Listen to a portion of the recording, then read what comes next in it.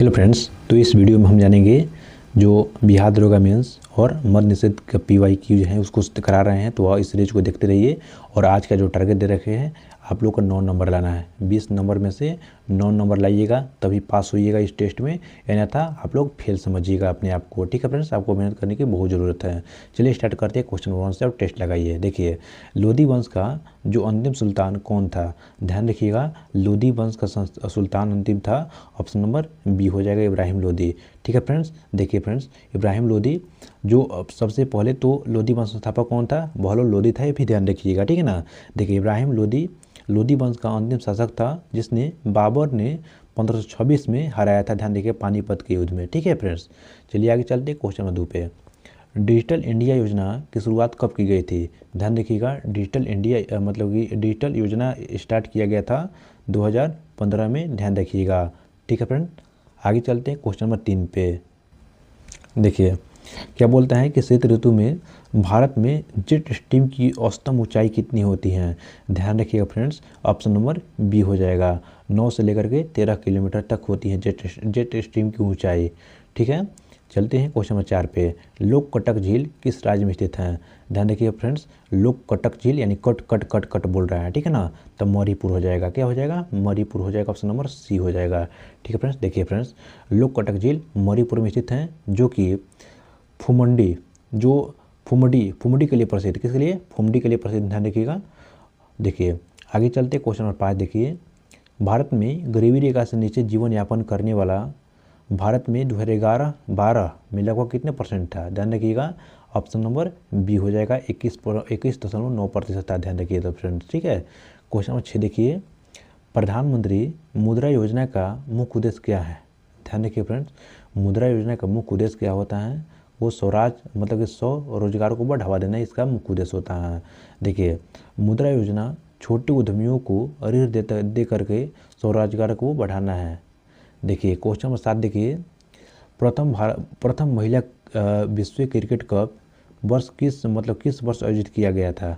ध्यान रखिएगा, option number 1973 हो जाएगा। ऑप्शन नंबर ए हो जाएगा। ठीक है ना, 1973 में महिला विश्व कप आयोजित किया गया था। देखिए फ्रेंड्स, अभी जो 2025 में जो वर्ल्ड कप हुआ है महिलाओं का, उसमें भारत ने जीत लिया है। ठीक है ना, वर्ल्ड कप भारत ने जीत लिया है। ध्यान रखिएगा। ठीक है ना, इंग्लैंड को हरा करके भारत ने जीता है। ठीक है, चलिए आगे चलते हैं।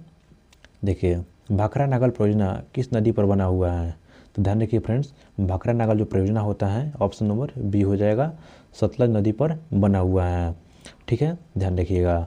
देखिए, क्वेश्चन नंबर 9 देखिए, जो घूमर नृत्य किस राज्य में संबंधित है? ध्यान रखिए फ्रेंड, घूमर हो जाएगा और सुई हो जाएगा। घूमर और सुई भी ध्यान रखिएगा। ठीक है ना, सुई कहाँ पे है? तो राजस्थान में। ठीक है, ध्यान रखिएगा। ठीक है फ्रेंड्स, देखिए, गुजरात की बात करते हैं तब पतंग उत्सव, रण उत्सव, गरबा, डांडिया सब क्या हो जाएगा? गुजरात का। ध्यान रखिएगा। ठीक है ना, चलिए फ्रेंड्स आगे चलते हैं क्वेश्चन नंबर 10 पे। भारतीय संविधान में कितनी अनुसूचियाँ हैं? भारतीय संविधान में अनुसूचियों की बात करते हैं तो ऑप्शन नंबर सी हो जाएगा, 12 अनुसूचियाँ हैं। ठीक है फ्रेंड्स, आपको 12 अनुसूची को एक बार रिवाइज करा देते हैं। देखिए हैं तो ध्यान रखिएगा, इसमें लिखा गया है कि राज्यों एवं संघ राज्य क्षेत्र दिया गया है। ठीक है ना, अनुसूची 2 में ध्यान रखिएगा, वेतन भत्तों एवं पेंशन के बारे में। अनुसूची 3 में दिया गया है शपथ के बारे में। अनुसूची 4 में दिया गया है कि राज्यसभा में सीटों का आवंटन। अनुसूची 5 में ध्यान रखिएगा, अनुसूचित क्षेत्रों में जनजातीय प्रशासन पर नियंत्रण। ध्यान रखिएगा। ठीक है फ्रेंड्स, उसके बाद में 6ठी अनुसूची में बात करते हैं तो क्या हो जाएगा? असम, मेघालय, त्रिपुरा, मिजोरम को जो जनजातीय क्षेत्रों में प्रशासन का बंद है। ध्यान रखिएगा। ठीक है ना, अनुसूची 7वीं अनुसूची में क्या है कि संघ सूची, राज्य सूची और सम्मति सूची के बारे में दिया गया है। 8वीं अनुसूची की बात करते हैं तो संविधान द्वारा प्राप्त जो 22 भाषाओं की सूची है। ध्यान रखिएगा। 9वीं अनुसूची की बात करते हैं तो इसमें क्या है? न्यायिक प्रलोभन से बचने के लिए सम्मिलित किया गया है। ठीक है ना, भूमि सुधार के लिए दिया गया है। 10वीं अनुसूची में क्या है? तो ध्यान रखिएगा, दल बदल के बारे में दिया गया है। 11वीं अनुसूची में पंचायत के बारे में दिया गया है। 12वीं अनुसूची में नगरपालिका की शक्ति दिया गया है। ध्यान रखिएगा।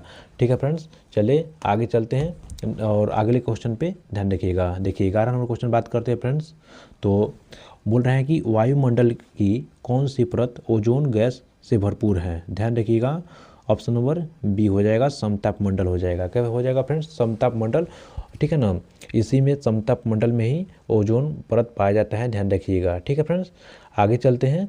देखिए क्वेश्चन नंबर 12 पे, प्रकाश का कौन सा रंग सबसे अधिक विचलित होता है? तो ध्यान रखिएगा, प्रकाश का रंग सबसे ज़्यादा विचलित यहाँ पे बैगनी होता है, ठीक है फ्रेंड्स। सबसे कम विचलित कौन होता है? रेड होता है, ध्यान रखिएगा।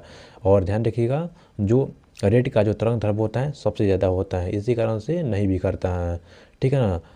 चलिए फ्रेंड्स आगे चलते हैं क्वेश्चन नंबर 13 पे। देखिए यहाँ पे क्या दे रखा है कि 2 बॉल हैं, एक 12 न्यूटन का बॉल है, एक है 2 न्यूटन का और विपरीत दिशाओं में लगता है, ठीक है ना। देखिए यहाँ पे मान लीजिए कि 12 न्यूटन का बल लग रहा है, यहाँ पे 2 न्यूटन का बल लग रहा है, ठीक है फ्रेंड्स। दोनों विपरीत दिशाओं में लग रहा है, ठीक है ना। तो इसका परिमाणी बल क्या हो जाएगा? तो ऑप्शन नंबर ए हो जाएगा। देखिए इसको हम घटा देते हैं तो क्या हो जाता है? 10 न्यूटन का फोर्स यहाँ पे लग रहा है, ठीक है फ्रेंड्स। चलिए आगे चलते हैं क्वेश्चन नंबर 14 पे। देखिए दर्पण से समान दूरी पर रखी वस्तु की प्रतिबिंब कैसे दिखाई दे देगी? देखिए यहाँ पे कोई दर्पण है और यहाँ पे समान दूरी पर रखा हुआ प्रतिबिंब कैसा दिखाई देगा? ध्यान रखिएगा, समान आकार का ही दिखाई देता है, ठीक है फ्रेंड्स, ध्यान रखिएगा। देखिए समतल दर्पण की वस्तु, जो वस्तु, देखिए समतल दर्पण पूछा है, ठीक है ना, यहाँ पे समतल दर्पण हो जाएगा।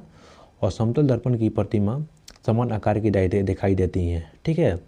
आगे देखते हैं क्वेश्चन नंबर 15 पे। देखिए कौन सा कथन गलत है? बोल रहे हैं कि विस्थापन सदिश राशि है, चाल सदिश राशि है, वेग सदिश राशि नहीं है, समय अदिश राशि है।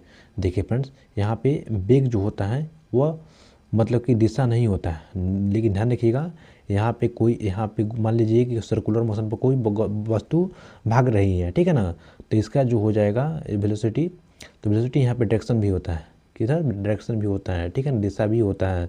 तो ऑप्शन नंबर सी ही गलत हो जाएगा, ठीक है। आगे चलते हैं क्वेश्चन नंबर 16 पे फ्रेंड्स, तो आप लोग भी कमेंट में जवाब देते रहिएगा।